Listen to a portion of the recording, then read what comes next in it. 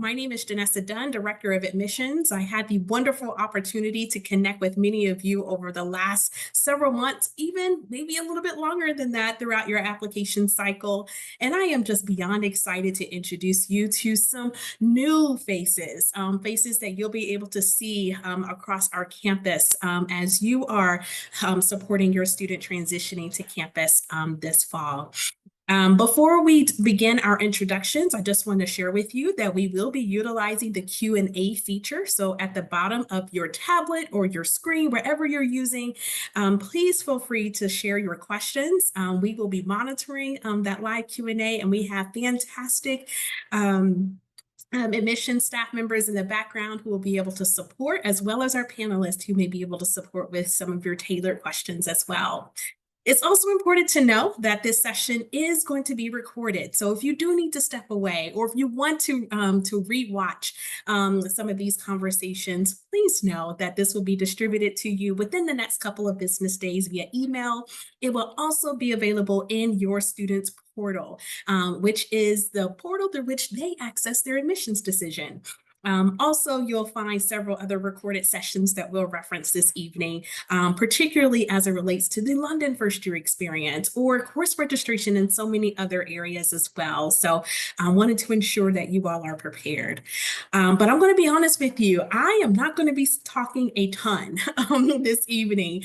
And the goal of today's conversation is to have many of your questions answered. Some of you submitted questions beforehand, so we are excited to address some of those themes. And of course, we are excited to hear from you in the Q&A session. So at this time, we're going to close off our chat here. And we're just so excited to see that you all have put in all of those notes as it relates to from where you're coming. And we will just begin off with some introductions. So I will start off over with Dr. Robert Cardam, our Director of Counseling Center. Good evening, everyone. Happy to be here. My name is Robert Cardam. I'm the Counseling Center Director here at Skidmore. I've been here for about 3 years now, and so excited to hear from some of you. Excellent, excellent. And next we have our Associate Vice President for Residential Experience, Christina Montville. Hello, everyone. Good evening. My name is Christina. I'm the AVP for the residential experience, overseeing student conduct, student success, campus life and engagement, and housing and residential life, which is primarily the lens that I'll be speaking through this evening. I've been at Skidmore 2.5 years, and I look forward to these conversations. Excellent, excellent. Thank you so much. And next we have Dr. Brooke Paradise. Hi, folks. So happy to have you all here. Dr. Brooke Paradise. I am the Associate Dean of Student Affairs for Inclusion and Engagement, and I oversee campus life and engagement. I've been at Skidmore for about 1.5 years now. Excellent, excellent. And next we have Brenda, who is the Director of Academic Support and Enrichment.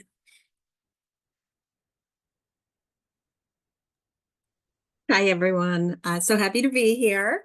I'm here representing the Learning Commons, which is formerly been called Student Academic Services before now. So when we're in the transition right now, so within the next month, we will be completely transitioned to the Learning Commons, which we're super excited about.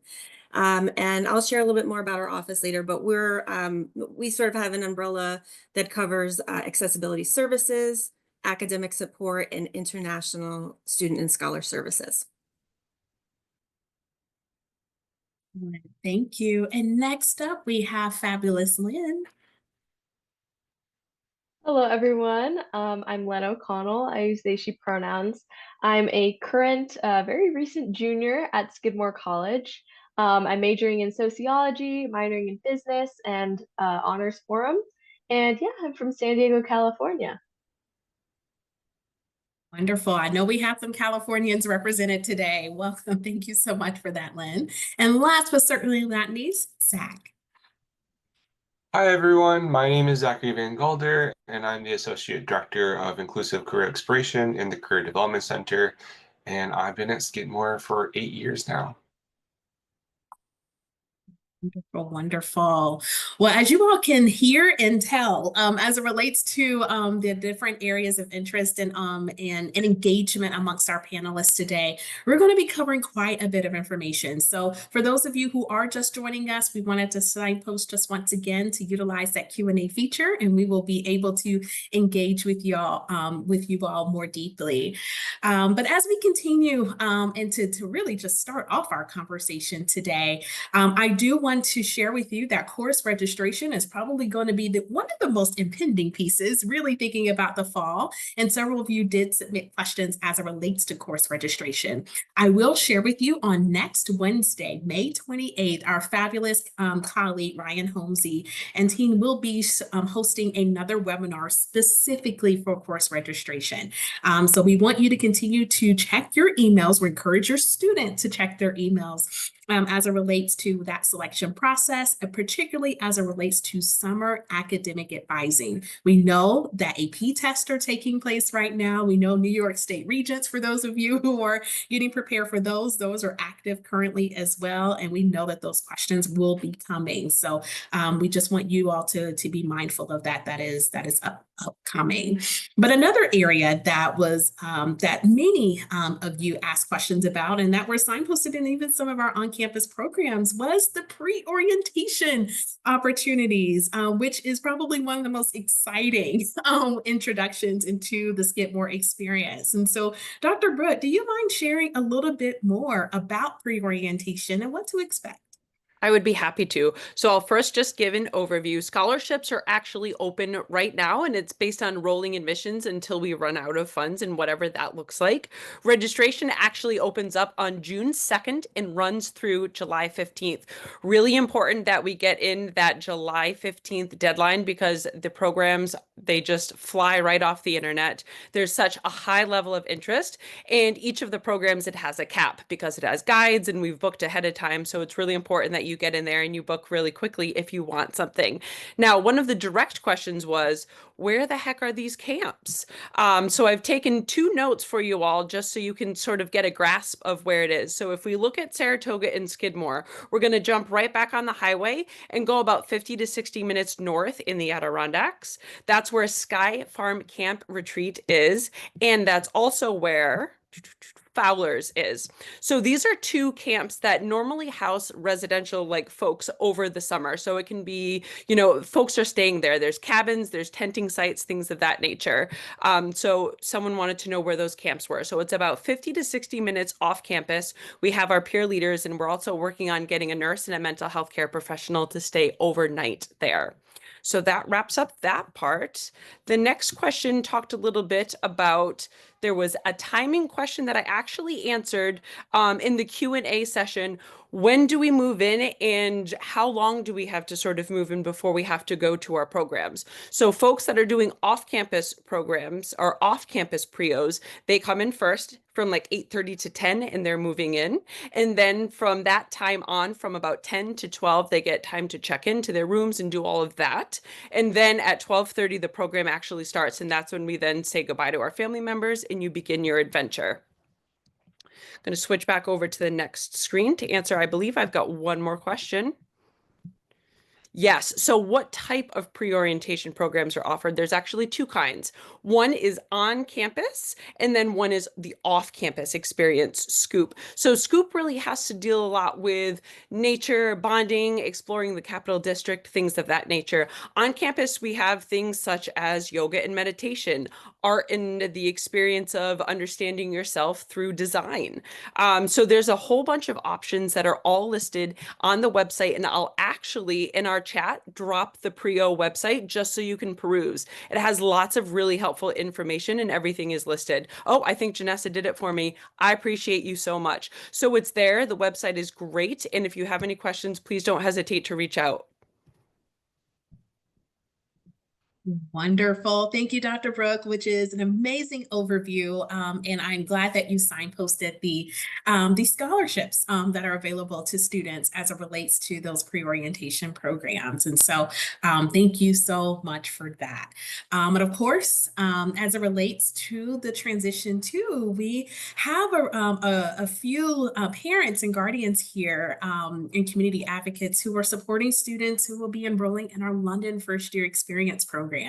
And this is an amazing cohort of around 35 students who will be starting their Skidmore experience in that space. And so thankfully, we have a wonderful current student, Lynn, who has had the wonderful opportunity to support students. And Lynn, can you share a little bit about what student support can be expected during that transition?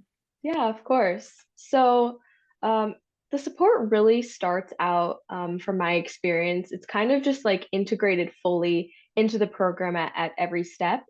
So of course, when you're starting out the program, a lot of your applications and paperwork going into it, you have a lot of points of contact that you can ask your questions with, especially if you're like, you run into an issue or anything. There's a lot of emails provided to you. And when I was doing my paperwork, I was able to like ask a lot of questions if I had any. Going into that first orientation, you're given an orientation, a brief one. It's just a few days on campus where everyone, all of the 30 students or so who are going to be going to London with you, are going to first meet up on campus and have that orientation. That orientation is going to introduce you to a lot of different resources on campus that you will also be able to access while abroad, and will also get you familiar, number one, with the people you're going to be traveling with, and number two, with your two peer mentors who are going to be usually upperclassmen and students that have been in the London FYE program before. So they're going to like be in your shoes, they're going to know what you've been through, and they're going to be trained in being able to help you access resources, regulate your mental health, and really just be a support system for anything you need, any questions you may have, and be able to like direct you maybe to another resource if coming to them is just like a middle spot kind of to field your questions. And like I said, while abroad, again, a lot of the Skidmore like support systems that you would have on as an on-campus student still follow you abroad. One that I used a lot was our mental health counseling services, and also our writing center, which helps you with your writing assignments if you need any. You still also have a third sort of peer mentor figure, that's a recent graduate student, who has usually been part of the London FYE process. But the important part of that is that they live with you while you're in London. So if you have like, you're sick in the middle of the night and you're like, oh my gosh, I don't have any Advil, you can go knock on their door and be like, hey, can I have some medicine? They're going to be kind of like an older sibling for you while you're there. But then, of course, academically, you also have your two Skidmore professors that travel with you to London. So they're a great resource. They really help you get familiar with what your Skidmore experience is going to more look like once you return back to campus academically. So that Scribner seminar that you're going to take while you're abroad that first semester in London is really going to introduce you to expectations academically and stuff like that. Transitioning back into that on campus after you've spent your semester abroad, you're going to have a second orientation that's kind of more focused on that transition back to on-campus living. And that was honestly the part that I was the most nervous about when I was doing my London program. But again, that's when those two peer mentors that you met that like for those first few days on campus during that first orientation, they come back, they lead this orientation, and they're really just going to be like your home base. Any questions you have, it's going to be great to see your friends and great to see those familiar faces. And any questions you have, especially during that first orientation where you're being reintroduced to resources, but throughout the entire rest of that second semester, they're going to be a really helpful resource on campus. And they're going to host social events, introduce you to different people, help you get integrated with clubs, help you get integrated with professors. And really, there's a lot of different support systems in all of the different areas. Oh, Lynn, thank you so much for giving such a great overview, particularly as it relates to that transition. And one of the beautiful aspects that I love about this cohort is that, just as you mentioned, Lynn, our students start here in Saratoga Springs together with their formal introduction into Skidmore before they all fly to London for their experience. And then, of course, we reacquainted in the winter for that return to New York. And for those of you, as it relates to those questions that were submitted prior to our session this evening, there were some logistical questions that came through, and one of which, as it relates to financial aid, what does that process look like? And I will share with you that all of our London first year experience students will be quote unquote billed at the same time as our overall incoming class that relates to tuitions, fees, room, board, as if they were a student here and taking classes during their fall semester. And so there were some very nuanced questions regarding 529 plans and applying that for the family contribution for financial aid, or if a student is receiving need-based financial aid at Skidmore, we are still able to apply that financial aid to that London first year experience. But if you do have follow-up questions, our wonderful financial aid team is really excited to have those conversations with you.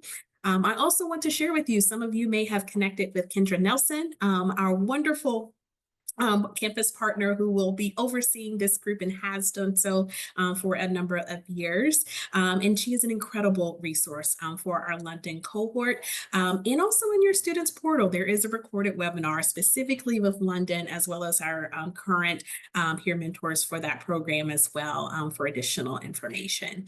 But again, Lynn, thank you so much for giving those pieces, because I know we have students transitioning out of high school and they're going to be ready. So it's always good to note all of those areas.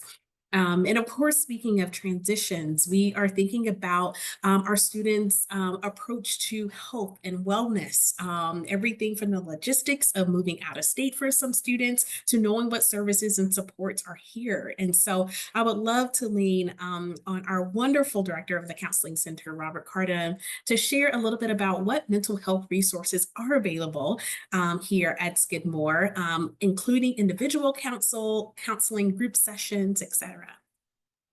Sure, thank you for the question. So here at Skidmore, we really prioritize timely access to care when students need it. Our philosophy is that if students can get in when they need to get in, they don't have to suffer for long periods of time. They don't have to wait until things get really bad. And so what that means for us is that students actually have the ability to schedule an appointment, usually in just a business day or two. If you've been touring around other schools, you might have heard wait times on average in the United States about 2 weeks for a wait for a first appointment. Here at Skidmore, it really is a day or two, and that's even during the busiest times of the semester. And so what that means is students can get in right when they need us. Also along that line, we are open from 9 o'clock in the morning until 4:30 in the afternoon, Monday through Friday. And that's not the only time that stress creeps in or people get stressed out. And so they can actually call us 24/7. So 2 o'clock in the morning over spring break, they're worried about, coming back to school, for example. They can give us a call and actually talk to somebody. So that's available throughout the school year for Skidmore students. In addition to that, if they need to see somebody same day for a in-person appointment, if they're struggling with something a little more scary, life-threatening, or just really needing to talk to somebody today, we actually have appointments same day that they can come and see us. So really, our philosophy is be there when they need us. We do have some limits, so we are more short-term. So we have 8 sessions that students can have in person each academic year. and 8 sessions teletherapy that they can have every year through our Better Mind service. And so that's 16 sessions they can have in a year, which can really handle most things that students are coming in with, especially related to transition. We also recognize that's not going to be enough for everyone. So for folks that do have more long-standing issues, or they might need to talk to someone more consistently or ongoing, this is a great time. I'm glad that so many of you are here today. You can actually reach out to the counseling center over the summer before your student gets here, and we will help you with a tailored referral. So we'll look at the student's insurance, we'll look at any preferences that they might have related to therapists, expertise, things like that, and we'll help them get connected so that once they get here, they hit the ground running with the mental health support that they need. And even if they have a therapist from the community, whether that be somebody back home that's following them through teletherapy, or if we connect them to someone here in the community here, they still have that access to the timely care here at Skidmore. So if their therapist goes on vacation, or they're experiencing something where they really need to talk to someone today, but their next appointment is in 2 weeks with their outside therapist, they can still come in and see us. So we really try to make sure that we are that safety net for students. So those are the big pieces. And I would be remiss if I didn't also just share about our amazing health services. Our health services office is fantastic. They really function as urgent care and private and primary care. So basically anything their doctor can do back home, a lot of times they can do here. It's free, also the same for the counseling center. It's included in tuition, so they're not having to pay anything else to come and talk to a provider. Some labs through health services are charged, and that's just at cost, so they're not paying community prices for that. And also they can often do STI testing and prescriptions for antibiotics, things like that, to clear up a lot of things that might come up for a student over the course of the school year. Those are excellent, excellent pieces to keep in mind. And I appreciate your wonderful kind of channeling Abigail Caldwell, who's the director of the health services for Skidmore. Abigail and Robert and teams work very closely, and their hallways are actually attached a little bit as well in our beautiful new McCaffrey-Wagman Tennis and Wellness Center. And Robert, you shared, a little bit about the nature of telehealth and as well as in-person appointments. And there was a great question that has just come up in the chat that talks a little bit about, can students expect the same person as a therapist for both in-person and telehealth, or should they expect to see a little bit of change there? So that's a great question. So our in-person counselors are people that work here at Skidmore, and so they can come back every time and see the same therapist. When it comes to our teletherapy, that's actually a wider network of therapists across New York State while they're here, but also across the country. So when they're back home over spring break, winter break, summer break, if they're needing that continuity of care, they can meet with someone on Better Mind. And those would not be Skidmore therapists. Those are actually part of that larger network.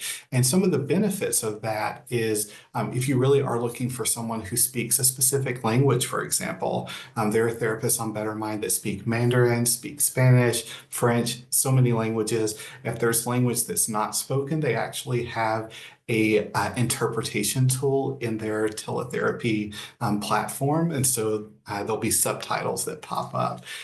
So it really is a great access point, but also is different than the in-person therapist. And I see a question in the Q&A about 8 sessions per academic year. So not per semester, per academic year. But again, if anyone needs more than that, we definitely help with that tailored referral. Thank you for that, which is amazing. And that's the beauty of having of licensed professionals, including Robert as a licensed psychologist as well, to support our wonderful students and throughout their time here. I have one follow-up question before I transition, and only because this came up a couple of times over the last few days from parents and guardians. We have students who are moving to upstate New York for the very first time, and we are a place that experiences all 4 seasons in this way. So if you were to give a piece of advice regarding how to navigate winter, what would that advice be? Sure. So I'm from the South. I'm from Georgia. So I definitely had to learn to appreciate winter. For me, it's still magical the first couple months of it. I'd say the biggest pieces are don't forget to go outside. There are still a lot of things you can do outside. There are events through Campus Life and Engagement is doing things throughout the year.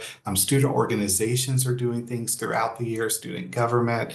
Also, our peer health educators are doing things throughout the year.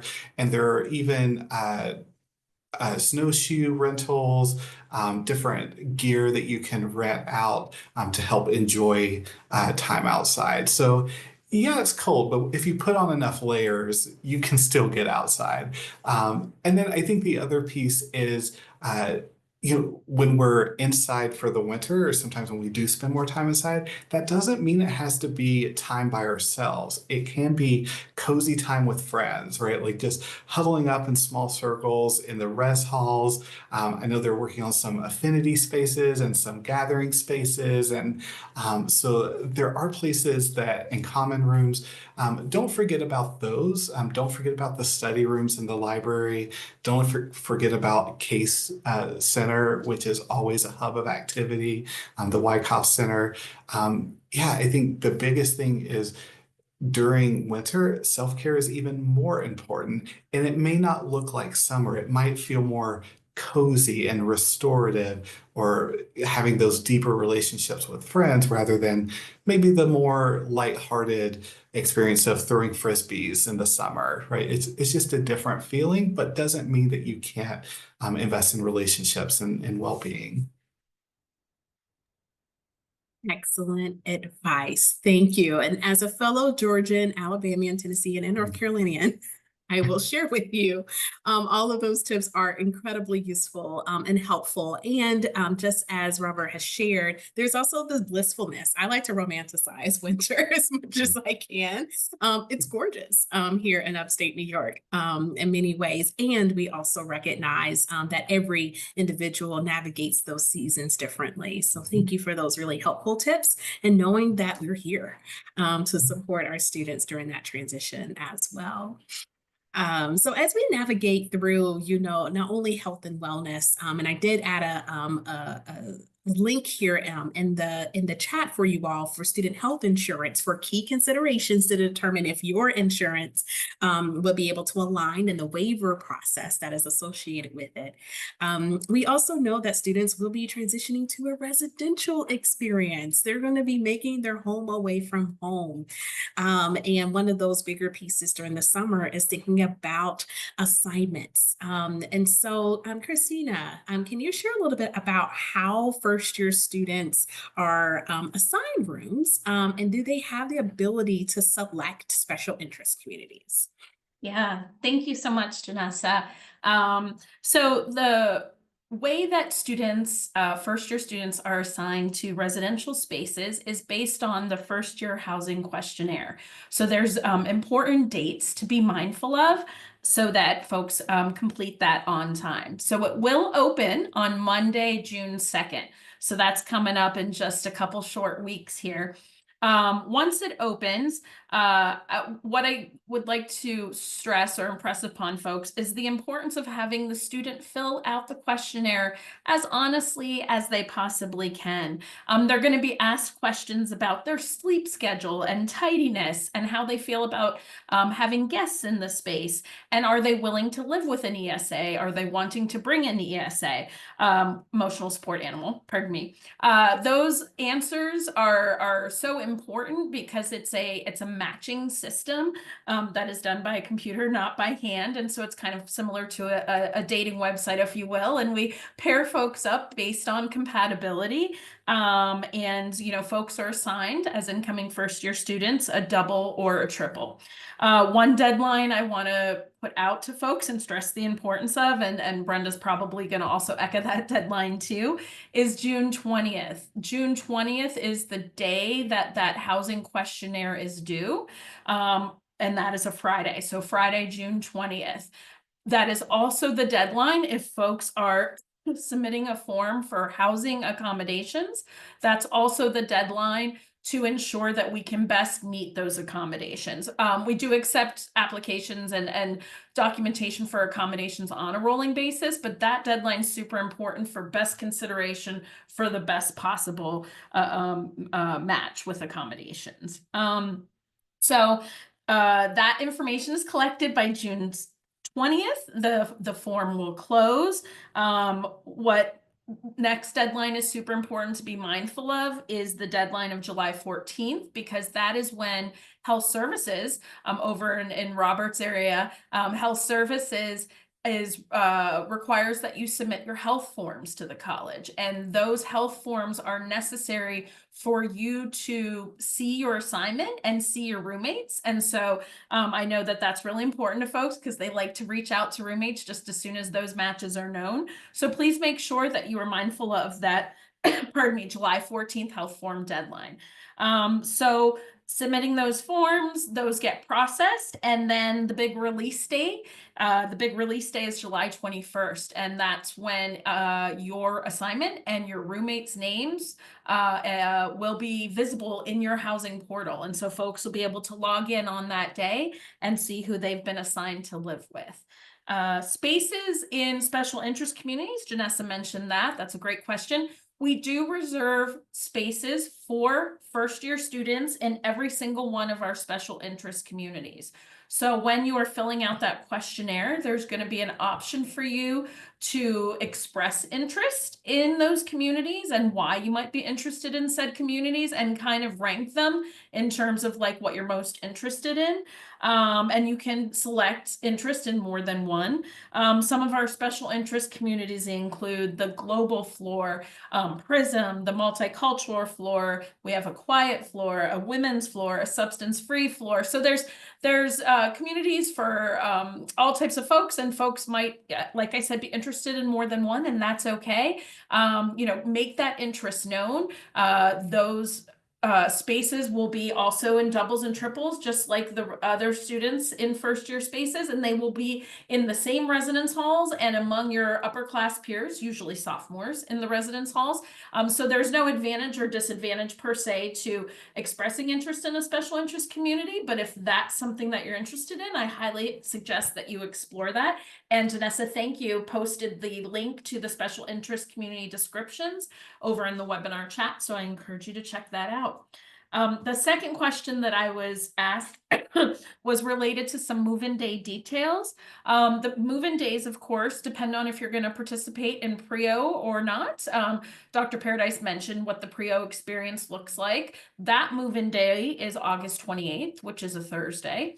Folks who choose not to partake in a PREO, they move in on August 31st. And so what that looks like, it's a very organized chaos, if you will. On those move-in days, folks will go to the Zankel Music Center parking lot, do a big circle, you know, pick up some things, check off some things on the list, and then they make their way over to the residence halls. There is a lot of folks helping to direct traffic. There's campus safety officers and volunteers abound. So people are everywhere who can answer your questions. People are everywhere who can direct you exactly where you need to be.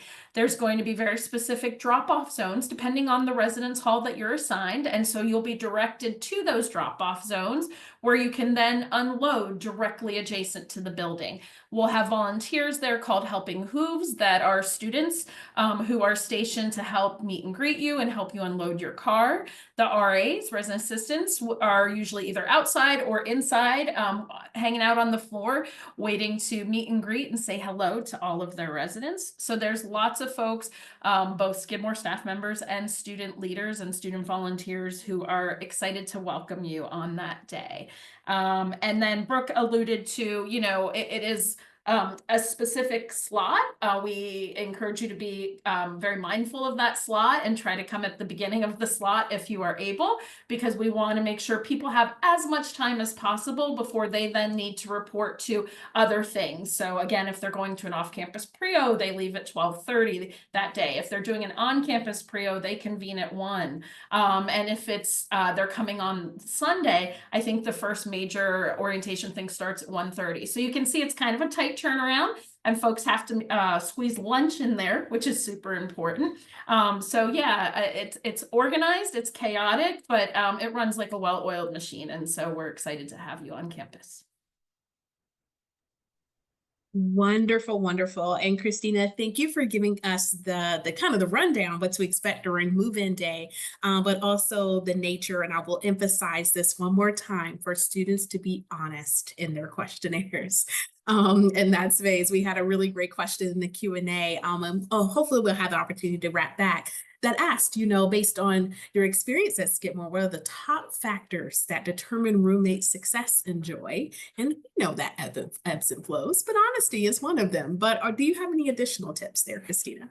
Yeah, I would say the biggest factor that does cause conflict among roommates is around sleep schedule. So we actually enhanced the questions about sleep schedule to really dig deeper in terms of weekday sleep schedule and weekend sleep schedule, because there's folks who kind of lead different lifestyles depending on the day of the week, and then some folks are more regimented in their sleep schedule. So we definitely put a lot of priority and emphasis on that question, because we're able to put like percentage of must match in the computer system that does all the matching. And so that was the one that we saw has caused the most conflict. So that's the one that's super important and most highly weighted in the matching.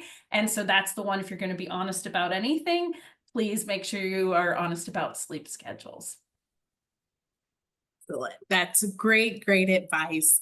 And I know that we are sharing a lot of dates and deadlines during this session today. And so as was signposted in the chat, but also just check out, our mail or your mail in the next week or so, as it relates to a booklet with all of these dates and deadlines, especially with some additional links, such as pre-orientation and other areas, to ensure that you have some additional resources after today's conversation. So just know that we are here for you, which is really good. And so kind of moving along a little bit, we asked several questions, particularly from our families who are supporting their students who may have had accommodations during high school, and what that process in terms of requests, but what the journey may look like for our students in that space. And so Brenda, especially with your role with the Learning Commons and requesting accommodations in that space, can you walk us through what that process could look like or should look like, even beginning this summer? Yes, absolutely. Thank you. Yes, we get a lot of questions about academic accommodations and housing accommodations. And so it starts really with, once a student has committed, they have their Skidmore email, they have access to their Skidmore portal. They can access a tile that is called AIM, AIM. And within AIM, there are two separate processes, two separate applications, one for housing and one for academic accommodation. So the process is quite straightforward. The students would apply there, just request whatever accommodations that they're looking for. There's a space for them to upload any documentation or letters from a provider, previous IEPs or 504s. There's an open space where they could share a little bit about what they're, hoping to, accommodations that they're hoping to use at Skidmore. And when they submit that application, which again, they can do that right now if they have access to their portal, and get that process started. Once they do that, they will get an automated response that we've received the documentation and the application and it's being processed.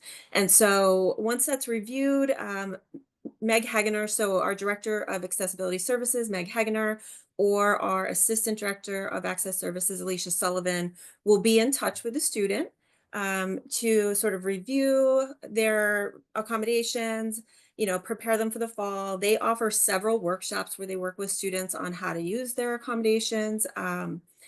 Everything is done through this AIM tile, which it runs very smoothly. So when students are testing with us in our testing location, which is in the annex on campus, there's a separate testing location for distraction reduced testing. So when students are testing with us, they will request right through AIM to take an exam. That request is sent to their professor. The professor uploads the exam, and then the exam is administered over in the annex. So it's a very, very smooth process. Just thinking about dates, again, just to reiterate what Christina mentioned, that date of the 20th of June is very important for the housing accommodations requests. So if your student is looking for a housing accommodation, that is a hard deadline. I mean, we do accept them after, but as Christina mentioned, for priority and really to make things go smoothly, they should get that application in before the 20th. Academic accommodations, Meg asks that students try to get that information in by August 1st because that, they're processing that over the summer, but that's really not a hard deadline at all. So students can submit that. And again, that's a rolling as well. So we do have students who have accommodations in high school and then decide that, maybe they don't want accommodations in college at first. And then a few months in say, it'd be very helpful to have these, and they apply then, and we can get them put into place very quickly. So it's not an emergency at all in terms of academic accommodations. And just, another thing, I was reading some of the questions that parents had written. In terms of the supports that we provide for students with accommodations, we have, Meg and Alicia both offer what we call walk-in Mondays and Wednesdays. And those are just drop-in times when they work on a lot of time management, planning, organization, breaking down bigger assignments, that sort of thing, setting up a student's week if they have any questions or if they need some support, communicating with faculty or something along those lines. And Meg and Alicia will help during that time. They're also available, so their booking links are available online. So students always have access to schedule an appointment with either Meg or Alicia to ask any questions that they may have. So it's a pretty extensive support system for our students with disabilities for sure. Thank you so much for that overview and for signposting those deadlines as well, Brenda.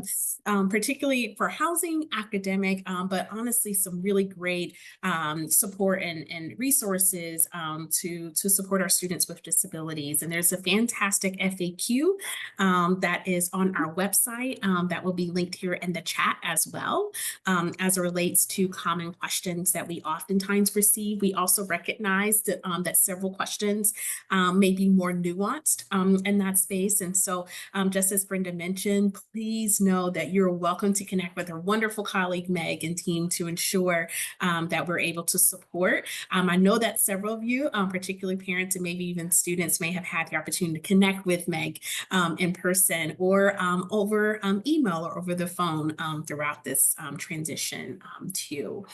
And I do have a follow-up question for you, Brenda, particularly for our students. Again, they're transitioning from high school to college, and that level of rigor and change can come at students fast, whether they expect it or not.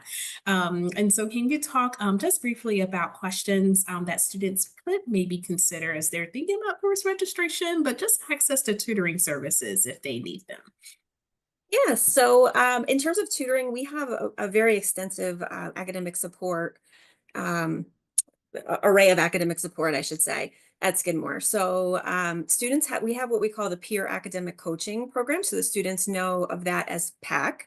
And that is, we offer content support, study skills support, exam reviews, supplemental instruction. That's all peer support where the students work with our office, the Learning Commons, and also work with the professors to support students the best way they can. And that is drop-in. usually Sunday through Thursday from 7 to 9 p.m. So students will always know where they can get support. It's always available. They don't have to worry about schedules matching up and things like that. So that is for most of our sciences, our busier areas that we usually get a lot of requests for tutoring. And then, math, economics, psychology, sociology, all of those departments. So PAC covers the first couple of years typically of classes within those departments or those disciplines. And that's a free service for students, again, drop in. And then for some of the upper level classes or classes that we don't have PAC for, we offer individual tutoring, individual peer tutoring. And so that's something that students can access again in that portal that we were talking about earlier. There's a tile called, well, right now it's called SAS Peer Tutoring. We have to change that. It'll be Commons Peer Tutoring, and students can request to work with a peer tutor there. And obviously reach out to our office if they don't see a tutor there for a class that they're looking for support for. And then we also have the Writing Center, which Len mentioned earlier. And so the Writing Center is available for students too, and they help students at any point within the writing process. So even in just they have, a prompt for something and they're not sure where to go with it, the Writing Center tutors will brainstorm with them, come up with, ideas, outlines, drafts at any stage of the writing process. So a super comprehensive support as well.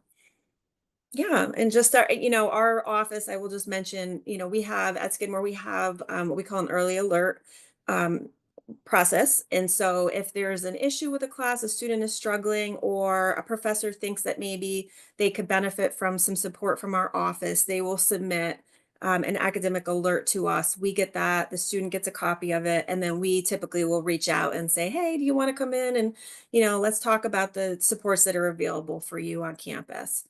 Um, so it's very difficult academically to fall through the holes, at Skidmore.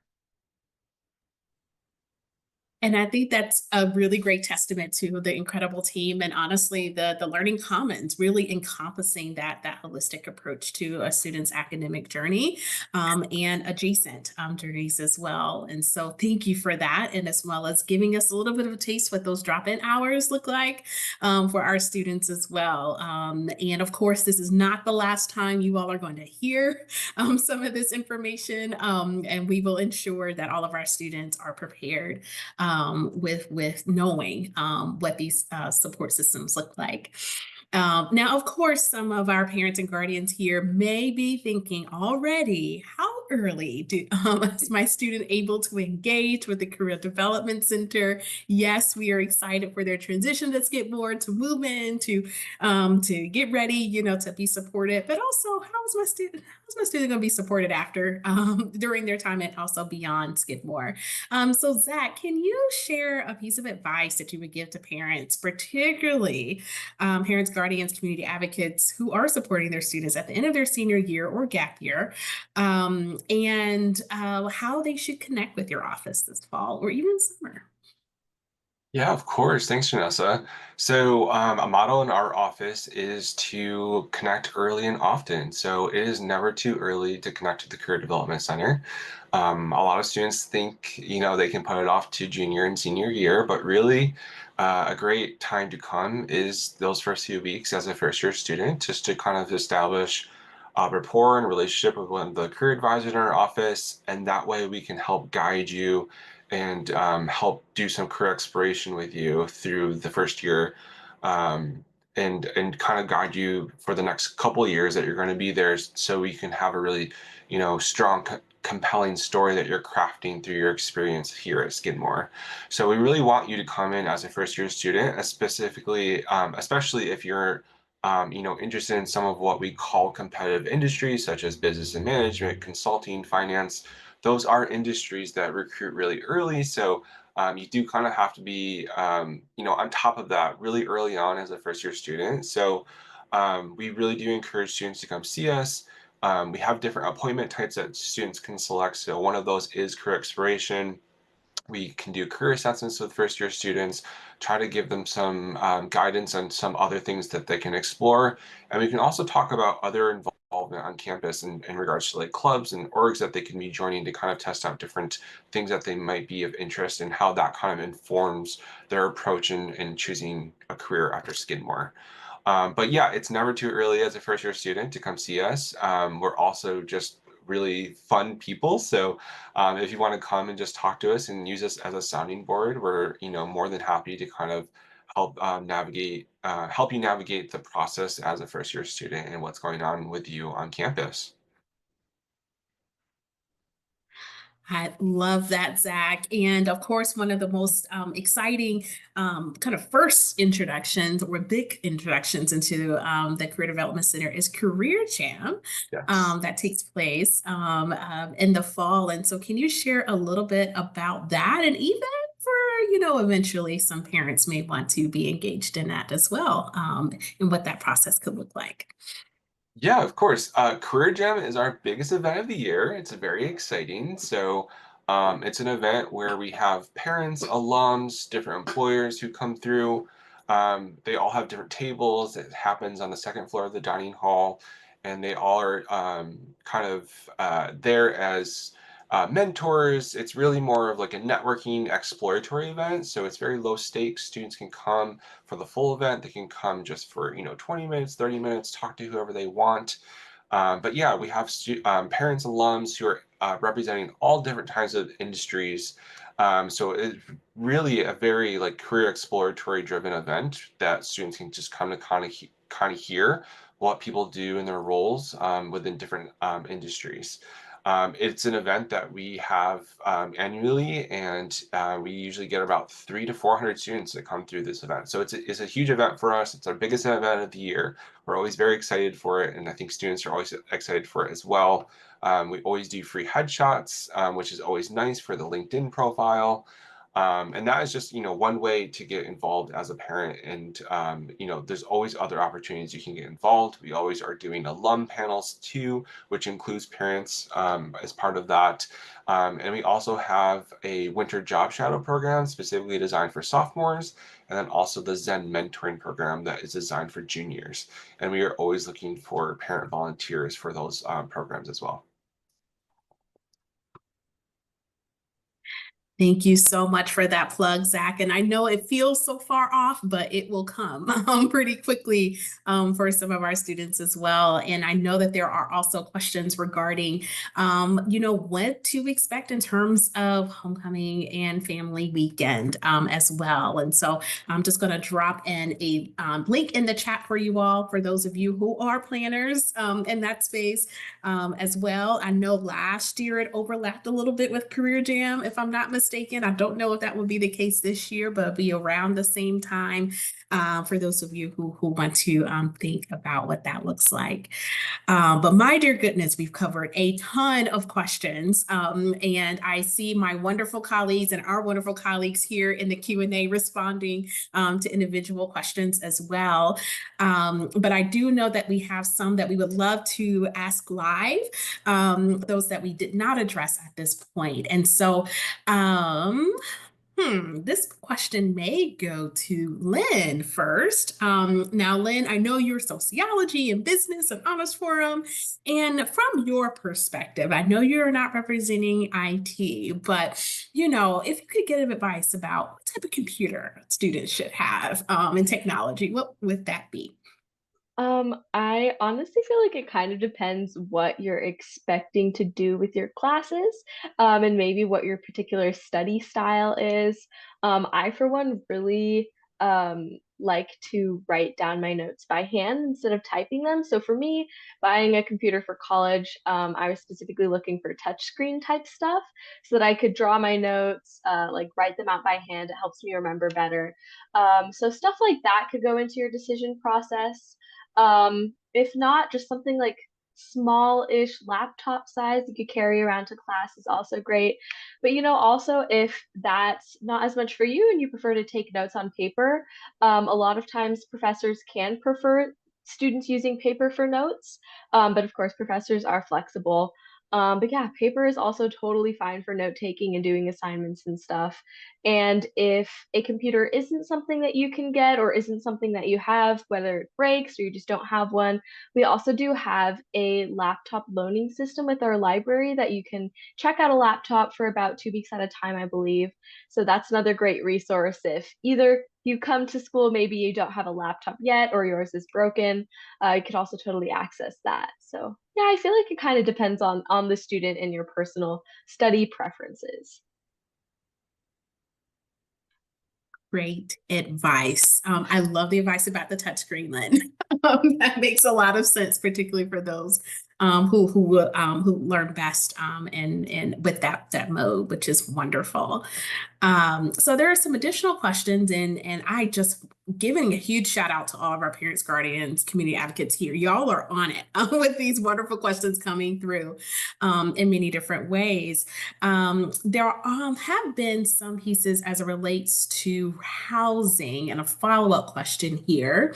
And this may just be an emphasis on what Christina and Brooke have shared.